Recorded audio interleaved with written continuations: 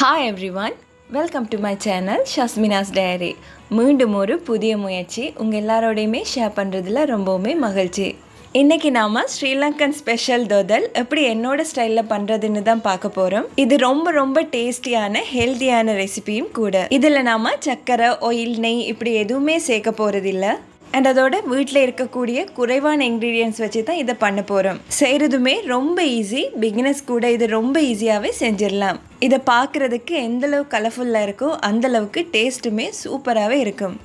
இந்த ஈஸியான ரொம்ப டேஸ்டியான இந்த ஸ்ரீலங்கன் தொதல் எப்படி செய்யலாம்னு பார்க்கலாம் வாங்க.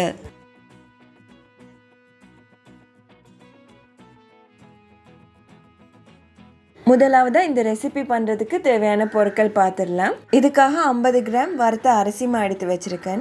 இதுக்கு பதிலாக நீங்கள் இடியப்பமாக கூட தாராளமாக யூஸ் பண்ணிக்கொள்ளலாம். கூடவே 500 ml நல்ல கெட்டியான தேங்காய் பால் எடுத்துக்கொள்ளுங்க. தேங்காய் நல்ல முத்தின தேங்காவாக பார்த்து எடுத்துக்கொள்ளுங்க. அப்போ தான் அதில் நிறைய பால் வரும். இதில் நார்மல் பால் சேர்க்கணும்னு கேட்டிங்கன்னா கண்டிப்பாக சேர்க்கக்கூடாது. ஏன்னா இது திரிஞ்சு போகிறதுக்கு நிறையவே சான்ஸ் இருக்குது. அடுத்ததாக 200 கிராம் சீனி எடுத்துக்கொள்ளுங்க. கூடவே வாசனைக்காக ஒரு 3 ஏலக்காவை இந்த மாதிரி தட்டி எடுத்து வச்சுருக்கேன். அண்ட் அது கூடவே ஒரு 5-6 கஜு எடுத்து இந்த மாதிரி சின்ன சின்ன பீஸா கட் பண்ணி எடுத்துக்கொள்ளுங்க. ஸோ அவ்வளவுதான் நம்ம செய்ய போகிற தொதலுக்கான பொருட்கள். இனி இதை எப்படி செய்யலாம்னு பார்த்துடலாம். இப்போ இந்த பால் கூட நம்ம எடுத்து வச்சுருக்க அரிசி மாவை சேர்த்து விட்டுக்கொள்கிறேன். சேர்த்து இதை கரண்டி இல்லைன்னா உங்கள் கையால் இது மாதிரி நல்லாவே கலந்து விட்டுக்கொள்ளுங்க.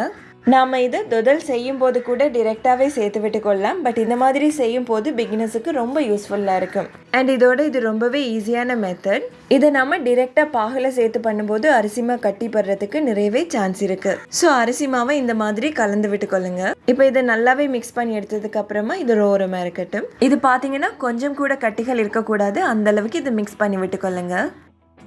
இதுக்கப்புறமா ஒரு பேன் எடுத்துக்கொள்ளுங்க. அதில் நம்ம எடுத்து வச்சிருக்க சீனிலிருந்து 50 கிராம் சீனியை சேர்த்து விட்டுக்கொள்ளலாம். அதாவது இந்த தொதலுக்கு கலர் சேர்க்கறதுக்காக நம்ம கெரமலை ரெடி பண்ணி எடுத்துக்கொள்ள போகிறோம். சேர்த்ததுக்கப்புறமா இதை மீடியம் ஹீட்டில் வச்சு கெரமல் பண்ணி எடுத்துக்கொள்ளுங்க.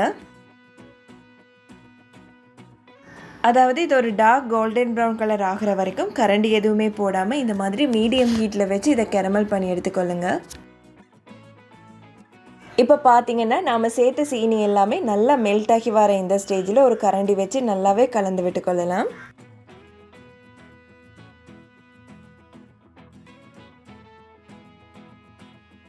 அதாவது இது ஒரு டார்க் கோல்டன் ப்ரௌன் கலர் ஆகிற வரைக்கும் இது நல்லாவே கெரமல் பண்ணி எடுத்துக்கொள்ளுங்க.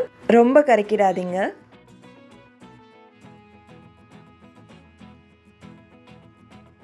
ஸோ இந்த ஸ்டேஜ் வந்ததுமே நான் ஒரு 1/4 கப் அளவுக்கு தண்ணி சேர்த்து விட்டுக்கொள்கிறேன். ரொம்ப அதிகமாக சேர்த்துடாதீங்க. சேர்த்ததுக்கப்புறமா இதை ஒரு தடவை நல்லாவே கலந்து விட்டுக்கொள்ளலாம்.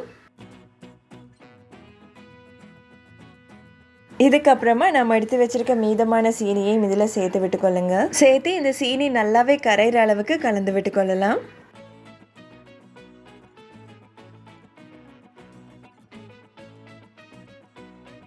இப்போ இந்த சீனி நல்லாவே கரைஞ்சதுக்கு அப்புறமா நம்ம ஏற்கனவே கரைச்சி வச்சிருக்க அரிசிமா தேங்காய் பால் இது கூட சேர்த்து விட்டுக்கொள்ளலாம். சேர்த்து இதை கைவிடாமல் நல்லாவே கலந்து விட்டுக்கொள்ளுங்க.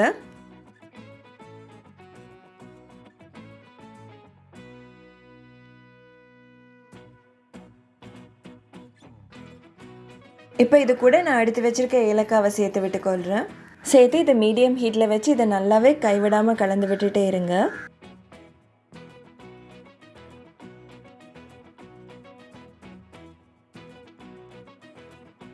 இப்போ பார்த்தீங்கன்னா இது கொஞ்சம் கட்டியாக ஸ்டார்ட் பண்ணியிருக்கு.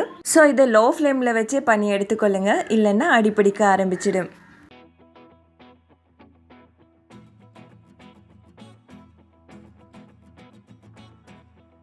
இப்போ இதை ஹை லோ ஃப்ளேமில் வச்சு மாறி மாறி பண்ணி எடுத்துக்கொள்ளுங்க.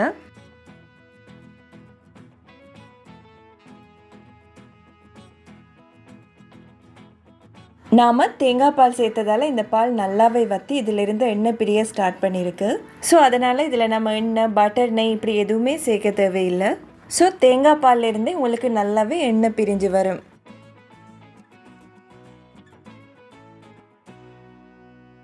இப்போ பார்த்தீங்கன்னா இந்த தொதலில் நல்ல ஒரு ஷைனிங் வந்திருக்கு. அண்ட் அதோட தொதலோட கன்சிஸ்டன்சியும் வர ஆரம்பிச்சிருக்கு. இதை நாம் ஒரு 10 நிமிஷம் கிண்டி எடுத்தாலே போதும், கரெக்டான பதத்துக்கு நமக்கு கிடைச்சிடும்.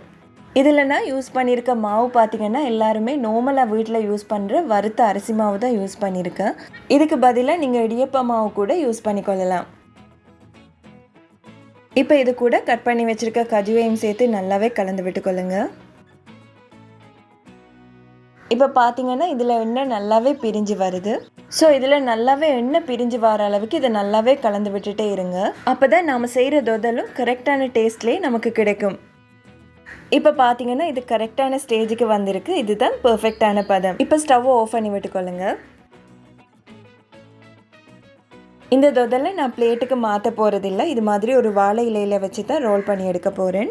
ஸோ இது மாதிரி மீடியம் சைஸில் ஒரு வாழை இலை எடுத்துக்கொள்ளுங்க. இதில் கொஞ்சமாக எண்ணெய் தடவி நம்ம ரெடி பண்ணி வச்சுருக்க தொதலை சேர்த்து விட்டுக்கொள்ளலாம். இந்த வாழை இலைக்கு அடியில் பார்த்தீங்கன்னா நான் ஒரு பேப்பர் வச்சுருக்கேன். இது எதுக்குன்னு கேட்டிங்கன்னா, நாம் இதை ரோல் பண்ணும்போது இது ஒழுங்கான ஷேப்பில் கிடைக்கும். and அதோட வாழை இலை பிஞ்சு போகாமல் இருக்கும்.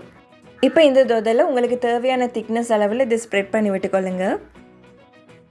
இப்போ இதை இந்த பேப்பரோட சேர்த்து இந்த மாதிரி ரோல் பண்ணி எடுத்துக்கொள்ளலாம்.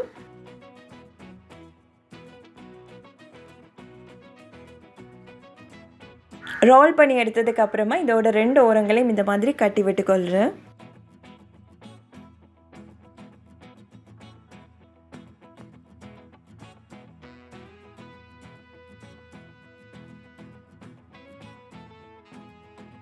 கட்டி எடுத்ததுக்கு அப்புறமா இதை ஈவனாக எல்லா இடமும் இந்த மாதிரி ஸ்ப்ரெட் பண்ணி விட்டுக்கொள்ளலாம். இந்த தொதல் பார்த்தீங்கன்னா ஒரு 2 மணி நேரம் நமக்கு செட் ஆகணும். இப்போ 2 மணி நேரம் ஆகிடுச்சு. இது நல்லாவே செட் ஆகி வந்திருக்கு. இதை ஓப்பன் பண்ணி பார்க்கலாம்.